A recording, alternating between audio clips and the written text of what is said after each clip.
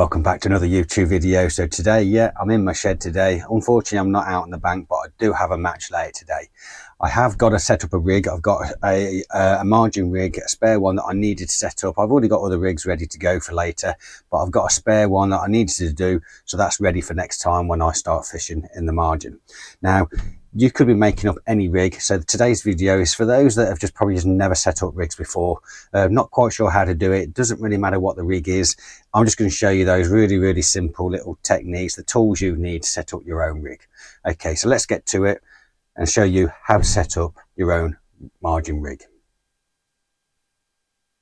Okay, so let's get to it. We'll make the rig up. So a few things you need first to get out first. Make sure you've got them on the side ready to go. So first thing you need is your main line. Determine what your rig is going to be for. If you're after skimmers, you might be going for a much lighter main line. If you go fishing for carp, you might be fishing on a pellet. You might want to go for something much heavier. This particular rig that I'm doing today for this video, it's going to be a margin rig, so I am fishing for carp. So I've picked a 0.19 millimeter diameter main line, which is roughly 7.5 pound main line. So pick your main line. It doesn't matter what your brand is, whatever your preference is. So you need your main line for your rig. Second thing you need is your float. So again, like I say, determine what it is you're going to be fishing for and choose the float accordingly. This happens to be a video on setting up a margin rig. So I've got a 4x16 edge float here. If you're fishing further out and you're fishing for carp or even skimmers, you might want to go for maybe this style of float. Pick your float, determine based on what you are going to do for and use that rig for. So like I say, this is a margin rig, so that's the float I've got. You're going to need your float silicone. So if you've never set up a rig before, go out and buy a little selection pack like this. Go to your local tackle shop. This is one of the Preston ones. There's other brands out there, but it comes basically in 5 different size silicons. If you're not really sure what the size is, if you've got a little pack like this, you can then test which one you need. So there are videos out there that do explain a little bit more about silicons, but keep it really simple. Just buy a little pack with a selection of variety in, and then determine which one fits nice and snug over the stem of the float, and then trim those down and use that. You need a pair of scissors, obviously for trimming your line. You need a loop tying tool. So if you've not got one of these, go out and buy one. Really simple. You've got a large end and a small end. The large is for creating large loops, the small one is for creating small loops. But I'll show you that in a little while. You need your shots, or I use stots on my pole rigs. Because I want to be able to move those the shotting pattern throughout the day, so using stots helps prevent damaging your line. You need your pole winder for the end of the session, and that's it. Oh, and we've got one of these little tools. This is just helpful for putting stots on if you're not really confident in doing it. I don't really use this, if I'm honest with you. I will show you how to use it, but I tend to just bite my stots on, probably not the right way, but that's how I do it. But these tools out there just make it a little bit easier if you're not quite sure. So let's make up the rig. So I'm going to get up, take the main line off my spool, give yourself plenty of line, pull some out. Now I need to put the silicone on first. So when I put on silicone on all my floats, unless it's a small shallow style fishing float, but all my floats, no matter the size, I tend to always use 3 pieces of silicone. I just feel like it stops that float moving about up and down the line. So 3 pieces of silicone is what I've got. Now what I also do is the last bit of silicone, I always make it a little bit longer than the other 2. Reason being is I just feel like there's more line over the silicone or going through it, and that again just helps tighten up that float a little bit more and prevents it sliding up and down. So you need to put on your 3 pieces of silicone first. So I've got mine cut out already. So like I say, use these little selection boxes. There's 5 sizes in here. Pick the size you feel is right, and then just go with that, and then trial and error, you'll learn very quickly what size silicone you need. So I'm just feeding on 3 bits of silicone. So I've trimmed those silicone down to about I don't know, probably about 5-6 mil long. not being accurate there, but I don't think it matters too much as long as you got 3 bits of silicone on. Feed those on, so they're now on my line, ready to go and put my float on. So depending on the type of float you got, you just feed the line through the main eye of the float. This particular margin float just happens to have 2 little holes on the body, and I've just got one's at the bottom, one's at the top, and I've got to feed that through the body. It's just the design of this float. Not all floats have it. And then I need to also feed that through the eye, so of the float. So there we go, the float is now on the main line. Next thing you need to do is feed the silicone eye over the main line. So pull some line past your float. I've got roughly there about I've probably got about 2 foot of line above the float there. Reason being, I need to create the loop at the end of the line later at the end. So I've got 2 foot of line above the float. I'm now going to put the silicone, float silicone over the stem of the float. So there's number 1. Just going to push that up. Try and keep your line as straight as you can. Don't twist it around the stem of the float. There's number 2. Just pull that line through. And then the 3rd piece of silicone, which is the longer of the 3, just goes at the bottom of the stem of the float.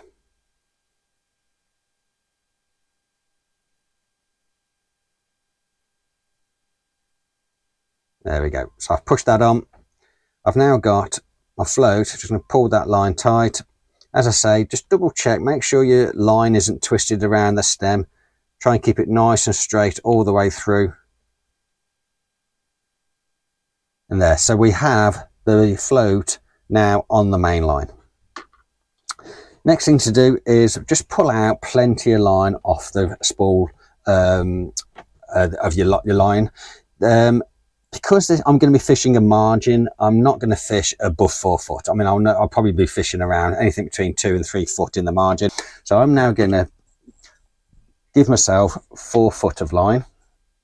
Now, you can't see it, but on this this side here that I've actually taped them out. I've got markers, and I've got at 6-inch intervals, so I can cut out my rigs, and I know I've got 4 foot of line. So always have more line than what you actually need. It's easier to trim the line on the bang than it is to try and add more line when you get there.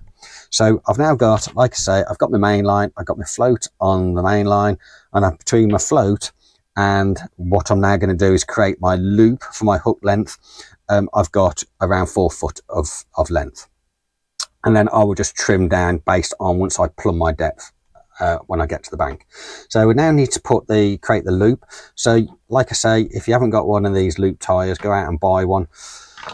Not really, once you've done this a few times, it gets easier. The first time you do it, you'll think, wow, that's quite difficult, but do it a few times, just practice it. You don't have to practice it on a specific rig, just get some line on the spool and just practice it, you know, when you're at home. Once you've done it a few times, it gets easier. So first thing we need to do is we've got a line here at the end of our rig. I'm just going to fold the line over, just doubling that over. I then need to just create a little loop. So I just push the line together. So I got the end of my line in my fingers here, and then I'm just holding onto the line with my thumb and my finger here, and then just pushing the line together to create that little loop there and holding it between my thumb and my finger. So I just do that again. All I'm doing is pushing them together like that to create that loop there, and that's the end of the line. You then get your hook, your loop tire. I'm going to create a small loop today, so I'm using a small end. I just pop that through that part of the loop. I just twist it round once, and then I just hook the end of that loop there over that part of the loop tire. I then just let go with my fingers there a little bit, just pull it tight, not too tight. I now need to moisten that, as we always do, moisten our knots. It just prevents that friction when you pull it tight and damaging the line. I now need to take the loop of that little bit that's pointing out there, So just slide that over and then just pull the loop tight as so. So I'm pulling that tight now, and I just now need to disconnect it from the loop tire, and there we go, we've got our small loop. Like I say, you probably need to practice that a few times. There are other videos out there on using these loop tires. I'd probably suggest you go and look at one of those. I will do one myself where I just focus in and home in on this just as a video on its own, because I think that would be useful for you guys. But that's very quickly how you do it. You need to trim off the excess line. So I'm just going to trim off. I'm going to leave 2-3 mil line there just at the end. I now got my loop at the end of the line there. So we now need to get our put our shots on. So I use stots, as I say. You can move these up and down your line.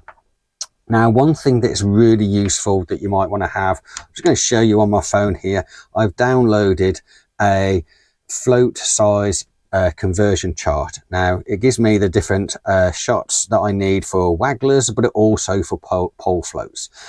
Really, really useful. It's more of a guide, and treat it as a guide, because, for example, if you're fishing a 4x14, it says here I need 6 number 8s. I won't really use 6 number 8s because I might use, let's say, 4. And then I might put some droppers on below those number 8s. So, you know, I might have, you know, number 9s and number 10s, for example. So just use this as a guide, but it's really, really helpful. If you haven't got one, print it out, download it, print it out, or put it on your phone like I do, and it just gives you a rough guide. So I can look on here now. My float is a 4x16, and if I look at my chart conversion, 4x16 tells me I need 8 number 8 shots. So really, really useful. So I'm now going to just put my shots on. Now, even though it says 8 number 8s, I always use one less than what it actually says. I just go a little bit less, so I get them. I have enough on to go and fish, but when I plumb up and I test my float out, as we always do, I can then just trim up accordingly on the bank. And the reason why I do that is because this particular rig I'm setting up today for this video is a margin rig. If I'm fishing the margin at, let's say, a top kit plus 1 section, I'm probably gonna, I'll be able to see my float quite easily. So I'll have 8 number 8 shots on. If I'm fishing my, let's say at 10 meters to my right along, let's say another platform or another part of my margin, I might not be able to see that float so much, and it might be windy as well. So I might only actually want 7 number 8 shots on.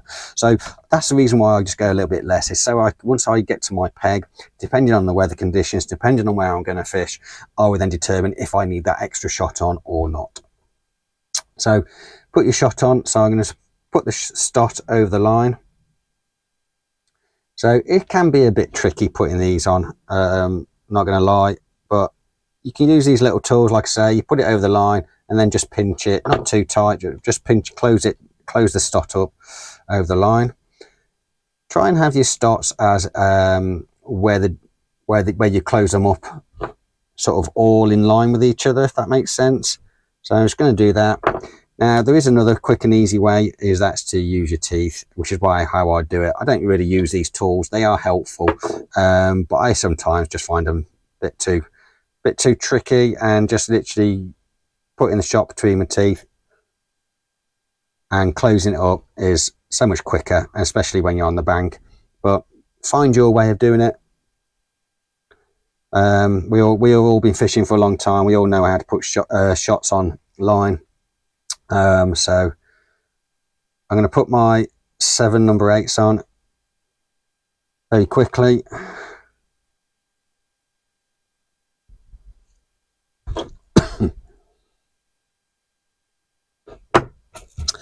Okay, and we just need to put, I don't know, I tipped so many out there. I need one more there, and I need to put my back shot on as well in a little while. So it's always good to do this over like a bench or a table, because you will drop them. Like I just dropped one then.